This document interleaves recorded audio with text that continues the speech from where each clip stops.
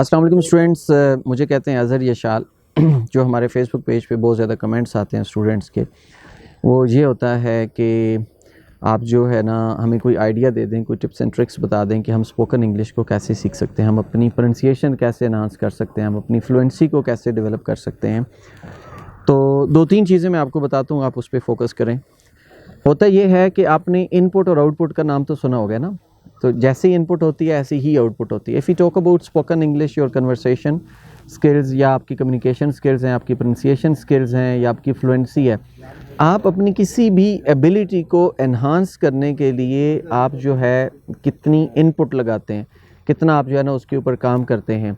For example, आपको पता है कि in English there are 4 skills, listening is there, reading is there, writing is there, speaking is there. More you listen more you speak, याद रखिएगा। More you listen more you speak and more you read more you write. Speaking करना चाहते हैं तो आपकी listening कितनी strong है। हम इंग्लिश में तो स्पीकिंग करना चाहते हैं, हमारी इनपुट जो होती है वो सारी उर्दू में होती है या पंजाबी में होती है। Suppose you want to improve your English skills, spoken skills, instead of watching Hollywood movies और सीजन्स, आप क्या करते हैं, आप तमिल मूवीज़ देखते हैं, आप जो है ना इंडियन गाने सुनते हैं, इंडियन मूवीज़ देखते हैं या फिर सिखों वाली पंजाबी मूवीज़ देखते हैं। तो मुझे ये बताएं कि जब आपकी इनपुट पंजाबी की है तो आउटपुट अंग्रेज़ी में कहाँ से निकलेगी, कैसे कन्वर्ट होगी। इनपुट आपकी उर्दू की है तो आउटपुट में अंग्रेज़ी कहाँ से आएगी।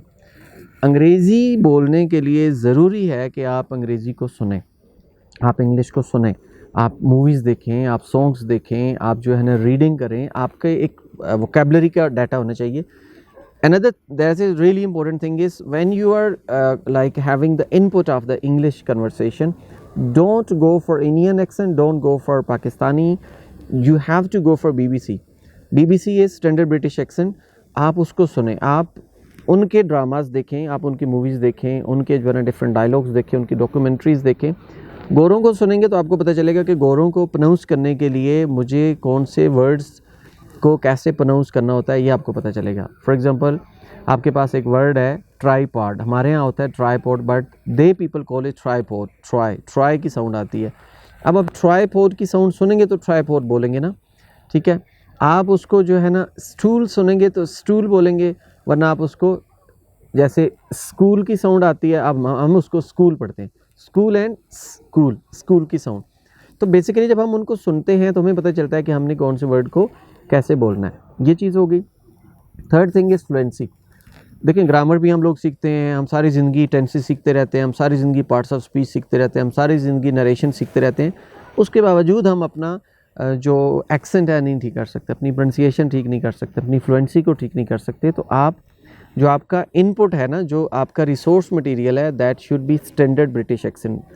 उसको नॉर्मली आप ना लें, लाइट आप ना लें, फ्लुएंसी पे लाजमी काम करें। फ्लुएंसी पे काम करने का तरीका ये हो सकता है कि आपके पास एक लाइन है, आप उस लाइन को जो है क्या करते हैं, प्रोनाउंस करते हैं। एक लाइन एक ब्रीथ में आप प्रोनाउंस करते हैं। फिर 2 lines you are like reading 2 lines in single breath, then you are reading 3 lines in single breath. अब मैं आपको एक एग्जांपल देता हूँ। फॉर एग्जांपल, ये मेरे सामने एक बुक है और इस बुक पे जो है different, it's a kind of IELTS speaking book, जिसके ऊपर लिखा है आइल्स रोज़ नहीं किया जाता। मैं इसका फर्स्ट पेज से कोई क्वेश्चन उठा लेता हूँ। जैसे कि क्वेश्चन है, does your name have any particular और स्पेशल मीनिंग। और इसका आंसर मेरे पास यहाँ पे ना 3 लाइन्स में गिवन है। अब 3 लाइन्स में जो आंसर गिवन है, ठीक है, इसका ये भी हो सकता है कि आप ये तीनों लाइनें एक सेंटेंस में पढ़ लें।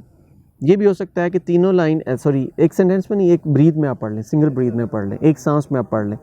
ये भी हो सकता है कि ये आप जो है ना 2 सांसों में पढ़ें। ये भी हो सकता है कि आप इसको 3 सांसों में पढ़ें। आप कोशिश करें कि इसको एक सांस में पढ़ लें, ताकि आपका जो है ना अच्छे तरीके से वो एक फ्लुएंसी डेवलप हो जाएगी, एक रनिंग डेवलप हो जाएगी।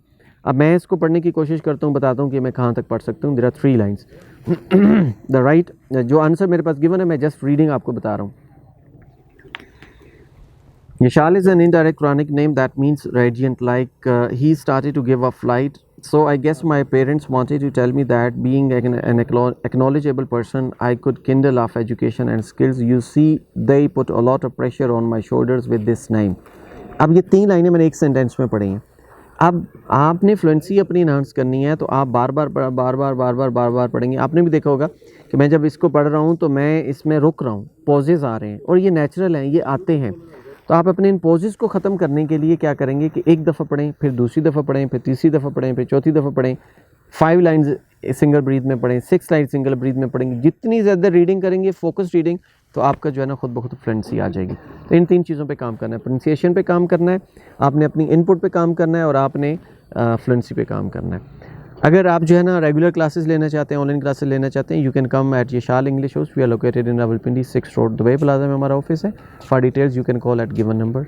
थैंक यू सो मच, अपना ख्याल रखिएगा। अल्लाह हाफिज़।